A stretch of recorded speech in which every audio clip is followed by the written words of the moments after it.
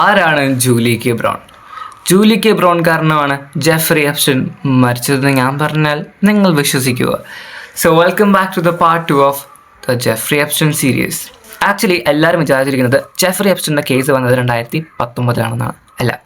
ഈ Jeffrey എപ്സ്റ്റൈൻ്റെ case start ചെയ്തത് 2005 അതായത് 2005 ഒരു അമ്മ തൻ്റെ പ്രായപൂർത്തിയാവാത്ത മകളെ ജെഫ്രി എപ്സ്റ്റൈൻ അബ്യൂസ് ചെയ്തു എന്ന് പറഞ്ഞ് കേസ് കൊടുക്കുന്നു. ഈ കേസ് പോലീസ് അധികാരികൾ അന്വേഷിക്കുന്നു. ഇത് അന്വേഷിച്ചപ്പോൾ കുറേ വിക്ടിംസിനെ കണ്ടെത്തുന്നു. അങ്ങനെ അതൊരു വിവാദമാകുന്നു.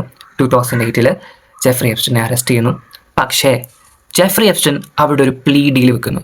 അവൻ കുഞ്ഞു കുഞ്ഞു കുറ്റങ്ങൾ മാത്രം സമ്മതിച്ചു. അവന് കിട്ടിയ ശിക്ഷ എന്നറിയാവോ? 13 മാസം ജയിൽ.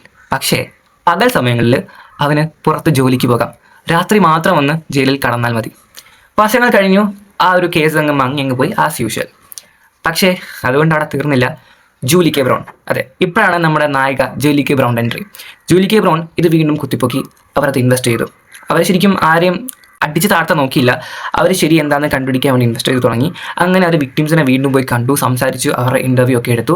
അങ്ങനെ പിന്നെ പല സ്റ്റേറ്റ്മെൻറ്റ്സും അവർ കണ്ടുപിടിച്ചു. അങ്ങനെ കോടതിയിൽ പോയിട്ട് കോടതിയുടെ കയ്യിലുള്ള സ്റ്റേറ്റ്മെൻറ്റ്സ് ഒക്കെ നന്നായിട്ട് വായിച്ചു. അവർ അതൊക്കെ അങ്ങനെ മനസ്സിലാക്കി.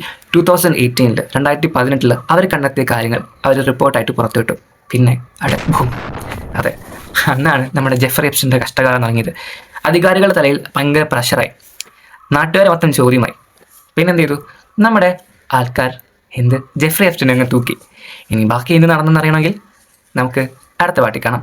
അപ്പോൾ ആരും ഫോളോ ചെയ്യാൻ മറക്കല്ലേ. അപ്പോൾ എന്താ അല്ലേ ഗൈസ്, ബൈ.